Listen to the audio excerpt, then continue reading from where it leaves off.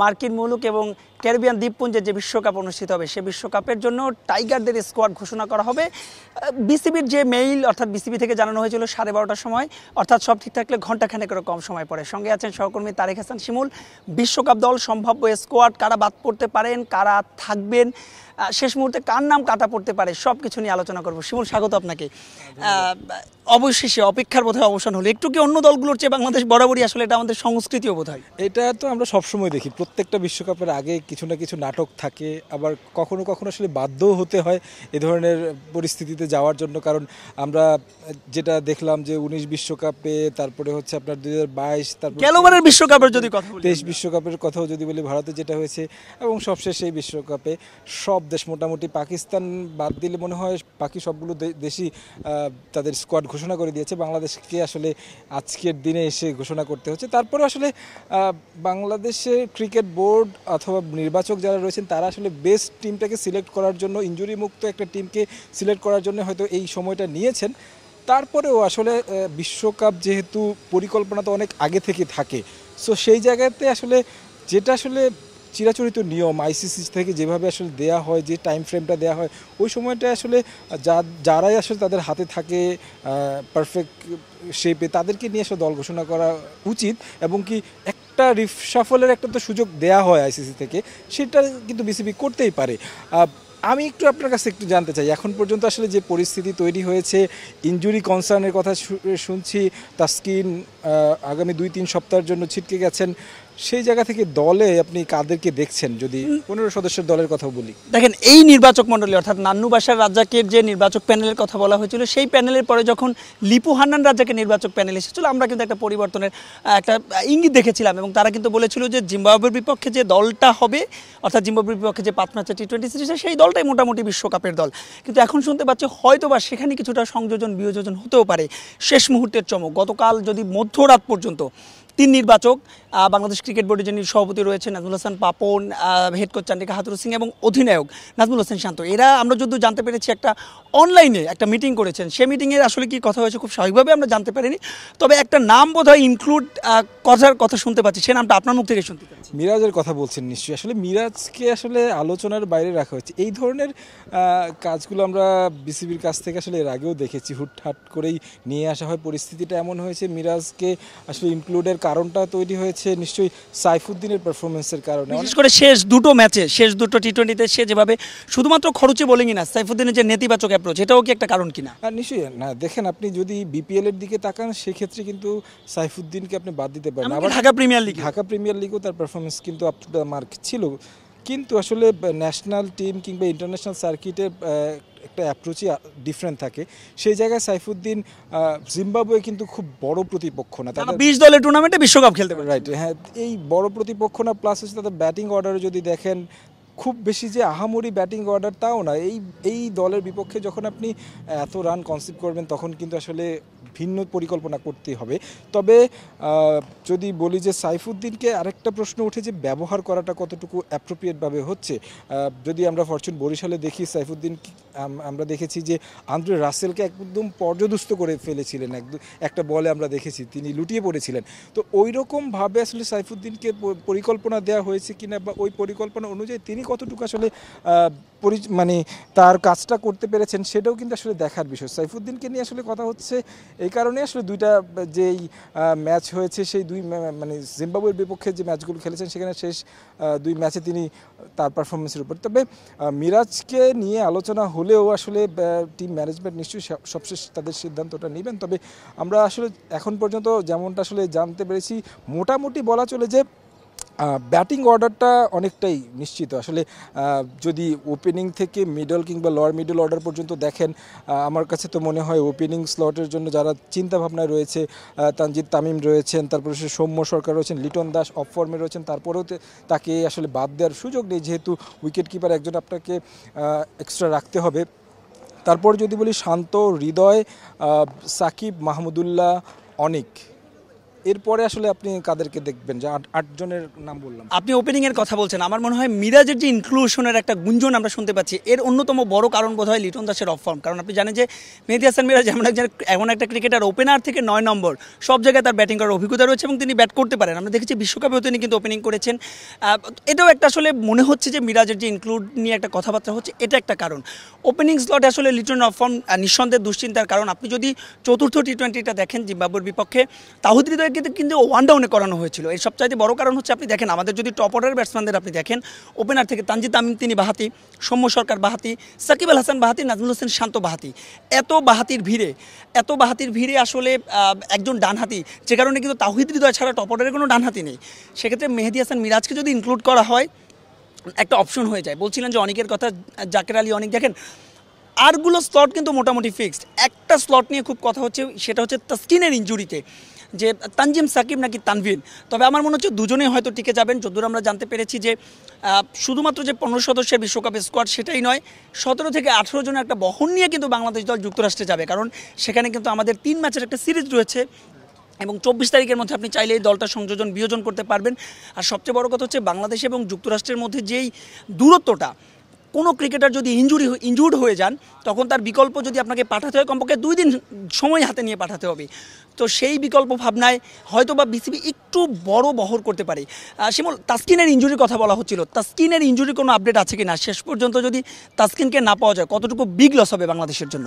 নিশ্চয়ই তাসকিন কথা বলি, আমার আবার একটু ফিরে যেতে হয় আসলে ইবাদতের দিকে। তিনিও আসলে আনফর্চুনেটলি আসলে তিনি মিস করেছিলেন বিশ্বকাপটা ইনজুরির কারণে।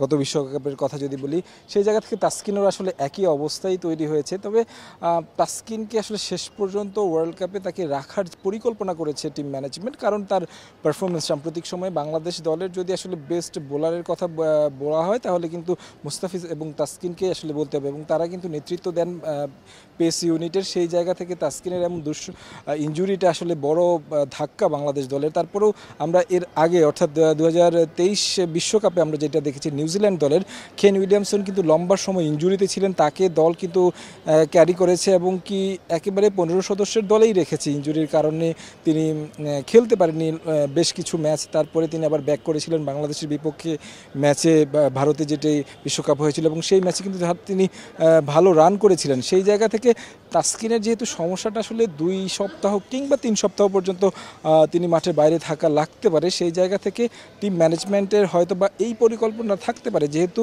বিশ্বকাপ শুরু হতে আরও প্রায় 14-15 দিনের মতো সময় রয়েছে। সেই জায়গা থেকে আসলে বলা যায় যে তাসকিনকে হয়তো বা টিম ম্যানেজমেন্ট রাখবে, কারণ কেন উইলিয়ামসনকে আমরা দেখেছিলাম লাস্ট ওয়ার্ল্ড কাপে মূল একাদশে মানে স্কোয়াডে ক্যারি করেছে। আমার কাছে মনে হয় যে তাসকিনকে টিম ম্যানেজমেন্ট নিশ্চয়ই বিবেচনা করছে দলে রাখার জন্য। পাশাপাশি যদি বলি যে আসলে এই বিশ্বকাপে ধরেন 15 সদস্যের দল, যেটা মূল দল দেয়া হবে, তারপরে কাটছাটের বিষয় তো থাকছে। তারপরও বাংলাদেশ দল যে পারফরমেন্সটা করলো জিম্বাবুয়ের বিপক্ষে, সেই পারফরমেন্সে আসলে কতটুকু আশা করা যায়, দর্শকরা আসলে কতটুকু উৎসাহ নিয়ে খেলা দেখবে, আপনার কাছে কি মনে হয়? না, আসলে আসার একেবারেই সুযোগ নেই। বর্ষপতি নাজমুল হাসান পাপনও কিন্তু সেদিন বাস্তবতার কথা বলেছিলেন যে আসলে খুব একটা আশাবাদী বাংলাদেশ হতে পারছে না। আপনি যদি রিসেন্ট পারফর্মের বাংলাদেশের দেখেন একটা দল 24 বছর ধরে আন্তর্জাতিক সার্কিটে, অর্থাৎ আমরা যদি টেস্ট স্ট্যাটাসের কথা বলি, 24 বছর ধরে আন্তর্জাতিক সার্কিটে নিয়মিত ক্রিকেট খেলছে। সেই দলটার অর্জন হচ্ছে একটা ট্রাই নেশন ট্রফি। এবারও কিন্তু আসলে নানা কারণে এই দলটা আলোচিত হচ্ছে। তবে শিমুল, একটু আপনাকে, যারা এই মুহূর্তে আসলে সময় সংবাদের আমাদের সঙ্গে যুক্ত রয়েছেন, একটু একটা দর্শক, একটা ব্রেকিং নিউজই ঠিক না, আমরা আপনাদের এইমাত্র একটা দলের আপডেট পেয়েছি, এবং যেই আপডেট দলে সাইফুদ্দিন, আমরা যতদূর জানতে পেরেছি বিশ্বকাপের যে দলে সাইফুদ্দিনের স্বপ্ন বোধহয় তিনি শেষ হয়ে গেছেন। স্ট্যান্ড বাই দলে তিনি থাকলেও থাকতে পারেন। তবে তানভীর এবং তানজিম সাকিব দুজনেই কিন্তু যে 15 সদস্যের দল, সে 15 সদস্যের দলে রয়েছেন এবং বাকি নামগুলো আসলে প্রত্যাশিতই। যতদূর আমরা জানতে পেরেছি, মেহেদী হাসান মিরাজও হয়তো বা সেই স্ট্যান্ড বাই দলে থাকতে পারেন, অর্থাৎ শেষ মুহূর্তে হয়তো বা মিরাজ ইনক্লুড নাও হতে পারেন মূল একাদশে। তবে 17 থেকে 18 সদস্যের যে দলটা রয়েছে, সে দলে হয়তো বা মেহেদী হাসান মিরাজ থাকতে পারেন। কারণ আপনি জানেন যে বলছিলাম যে 2 দিনের একটা, কমপক্ষে 2 দিন হাতে প্রয়োজন হবে যদি এই দলের কেউ ইনজুর্ড হয়। বলছিলেন শিমুল প্রত্যাশার কথা, আপনি ব্যক্তিগতভাবে কি মনে করেন বাংলাদেশের যে সমর্থকরা রয়েছে তারা একটা ট্রফি ডিজার্ভ করে না? নিশ্চয়ই বাংলাদেশে আসলে ক্রিকেটটা একটা আসলে মানে কি বলবো, এটা শুধু একটা খেলা বললে ভুল হবে। মানুষ কিন্তু একটা এটাকে আসলে একটা মানে প্রার্থনার পর্যায়ে নিয়ে গেছে। আপনি প্রত্যেকটা ম্যাচে দেখবেন বাংলাদেশ খারাপ খেলে তারপরেও কিন্তু মাঠে আপনি দর্শকের উপস্থিতি দেখবেন। সেই জায়গা থেকে আমরা যদি দেখি মানে বিভিন্ন দেশের প্রিভিয়াস হিস্ট্রি দেখি, ওয়েস্ট ইন্ডিজের কথা বলি, তারপরে হচ্ছে আপনি কেনিয়া একটা সময় খেলতো, তারা ওয়ার্ল্ড কাপের সেমিফাইনালিস্ট খেলেছে, তারপর হচ্ছে জিম্বাবুয়ের কথা বলি, তাদের অবস্থা কিন্তু খুবই খারাপ অবস্থায় চলে গেছে এবং দর্শকরাও মুখ ফিরিয়ে নিয়েছে। তবে বাংলাদেশের ট্রফি নেই, তারপরেও কিন্তু মানুষ এই খেলাটার প্রতি কিন্তু নিবেদন অন্যরকম। তারা কিন্তু সেই ভালোবাসা থেকে ছুটে আসে এবং একটা প্রত্যাশা নিয়ে আসে যে অ্যাটলিস্ট বাংলাদেশ একটা কিছু আসলে উপহার দিবে, কিন্তু সেই আশা নিয়েই আসা হয়, কিন্তু খালি হাতে ফিরতে হয়। তারপরেও একটা জিনিস আমি একটু মেনশন করতে চাই, বাংলাদেশ মনে হয় তানভীরকে যদি অ্যাড করে সেই ক্ষেত্রে আসলে সাকিব এবং তানভীর দুইজনই কিন্তু লেফটি স্পিনার, তাছাড়া রিশাদ রয়েছেন। স্পিনিং বহরটাকে একটু বড় করার চিন্তা ভাবনা চলছে কিনা, যেহেতু কন্ডিশনটা আমেরিকা এবং কি ওয়েস্ট ইন্ডিজে আমরা ভারতের দলেও দেখেছি চারজন স্পিনারকে নিয়েছে, বাংলাদেশও সেই পরিকল্পনা করছে কি মনে হয়? দেখেন, আমার কাছে যেটা মনে হয় দর্শক, যদি আপনি শেষ পর্যন্ত তানভীরকে ইনক্লুড না করেন এই দলটায়, তাহলে কিন্তু বাংলাদেশ দল কোনো স্পেশালিস্ট স্পিনার ছাড়াই এবার বিশ্বকাপ খেলতে যাবে। কারণ আপনি যদি সাকিব আল হাসানের কথা বলেন, তিনি অলরাউন্ডার কোটায় খেলছেন। শেখ মেহেদির কথা বলেন, তিনি অলরাউন্ডার কোটায় খেলছেন। রিশাদ সাম্প্রতিক সময় দুর্দান্ত ব্যাট করছেন এবং তাকেও কিন্তু আমরা ওই লোয়ার ব্যাটিং অর্ডারে কিন্তু আমরা অন্যতম একটা ভরসার কথা বলি। সেক্ষেত্রে যদি শেষ পর্যন্ত মেহেদী হাসান মিরাজকেও ইনক্লুড করা হয়, তিনিও কিন্তু সেই অলরাউন্ডার কোটায় খেলবেন। এই দলে যদি তাহলে কোনো বিশেষজ্ঞ স্পিনার ছাড়া, অর্থাৎ যাকে আমরা বলি যে জেনুইন স্পিনার, সেই স্পিনারের বিবেচনায় হয়তো বা শেষ পর্যন্ত তানভীরকে ইনক্লুড করা হতে পারে। শিমুল, আপনার কাছে একটু জানতে চাইব, নাজমুল হোসেন শান্তর প্রথম বিশ্বকাপ, সাকিব পরবর্তী যুগ, মাহমুদুল্লাহ রিয়াদ পরবর্তী যুগ, অর্থাৎ অধিনায়কের পরবর্তী যুগের কথা বলছি, মুশফিকের পরবর্তী যুগের কথা বলছি, তামিম ইকবাল পরবর্তী যুগ বলছি, একটা নতুন পথ চলা শুরু বোধ হয়। নিঃসন্দেহে শান্তর হাত ধরে আসলে নতুন পথ চলা তো শুরুই। টিম ম্যানেজমেন্ট কিংবা বোর্ড যারা রয়েছেন তারা কিন্তু আসলে তাকে নিয়ে অনেক বড় স্বপ্ন দেখছেন। এখন পর্যন্ত যদি বলি যে শ্রীলঙ্কার বিপক্ষে ওয়ানডে সিরিজটা আমরা জিতেছি, টি-20 সিরিজ আমরা হেরেছি, তাছাড়া টেস্টে তো একেবারে আউটপ্লে হয়েছি। সেই জায়গা থেকে জিম্বাবুয়ের বিপক্ষে ম্যাচে লাস্ট ম্যাচটা আমরা হেরেছি, সেই জায়গায় প্রশ্ন উঠেছে শান্তর ক্যাপ্টেন্সি নিয়েও কিছু কিছু জায়গায় তার ডিসিশন, মানে তিনি বোলারদের ঠিকমতো ব্যবহার করতে পারছেন, সেই জায়গাটাতেই বলছিলাম বোলারদের ব্যবহার করতে পারেনি। এবং কি যখন বিশ্বকাপে যাবে তখন কিন্তু প্রতিটা প্রতিপক্ষ কঠিন প্রতিপক্ষ এবং সবাই কিন্তু হোমওয়ার্ক করে কিন্তু সেখানে। সবচেয়ে বড় কথা শিমুল, আপনি নিশ্চয়ই জানেন আমাদের গ্রুপে যারা আছেন নেপাল, তারা সাম্প্রতিক সময় ওয়েস্ট ইন্ডিজ যে দলকে হারিয়েছে, সাউথ আফ্রিকার ব্যাটসম্যানরা কী ধরনের ক্রিকেট খেলছে সেটা আমরা আইপিএলেই দেখছি। শ্রীলঙ্কা বরাবরই আমাদের জন্য খুবই টাফ অপোনেন্ট। খুব বেশি আশাবাদী দলে কি আপনি? গ্রুপটার দিকে তাকালে আসলে মানে নেদারল্যান্ডস রয়েছে, নেপাল এবং কি শ্রীলঙ্কা, শ্রীলঙ্কা এবং সাউথ আফ্রিকা দুটো দলের একটা দলকে হারাতে হবে, মানে আশাবাদী দলে কি? শ্রীলঙ্কার বিপক্ষে আশা করা যায়, যদিও টাফ কল হবে এটা আসলে বাংলাদেশের জন্য, টাফ গেমও হবে নিশ্চয়ই। এবং দুই দলের যে রাইভেলরি একটা তৈরি হয়েছে সেই জায়গা থেকে শ্রীলঙ্কা ছেড়ে কথা বলবে না। তবে সংক্ষিপ্ত ফরম্যাটে আসলে শ্রীলঙ্কাকে আসলে আপনি মানে ছোট বা আপনি একেবারে বলে কয়ে হারাতে পারবেন না, যেটা আসলে জিম্বাবুয়ের বিপক্ষে আপনি খুব অনায়াসে, অর্থাৎ 143 রান করে আপনি ম্যাচ জিতে যাচ্ছেন কিংবা 160 রান করে টাফ কন্ডিশনে নিয়ে যাচ্ছেন, ওইটা আসলে খুব সম্ভব হবে না। কারণ শ্রীলঙ্কা আসলে যদি আমরা ঐতিহাসিকভাবে দেখি, তাদের মানে লেজেন্ডদের তৈরি করেছে এবং কি তাদের ওই কাঠামোটাও ওরকম যে যারা আসলে প্রথমবারের মতো ন্যাশনাল টিমে আসছে সেও কিন্তু আসলে পারফর্ম করছে। সেই জায়গা থেকে আসলে যারা সুযোগ পাবে বিশ্বকাপে তারা কিন্তু ভালো চ্যালেঞ্জ জানাবে। এবং কি বাংলাদেশের জন্য সবচেয়ে কঠিন ম্যাচও মনে হচ্ছে আমার কাছে শ্রীলঙ্কার বিপক্ষেই হবে। সাউথ আফ্রিকার বিপক্ষে হয়তো যদি ওরা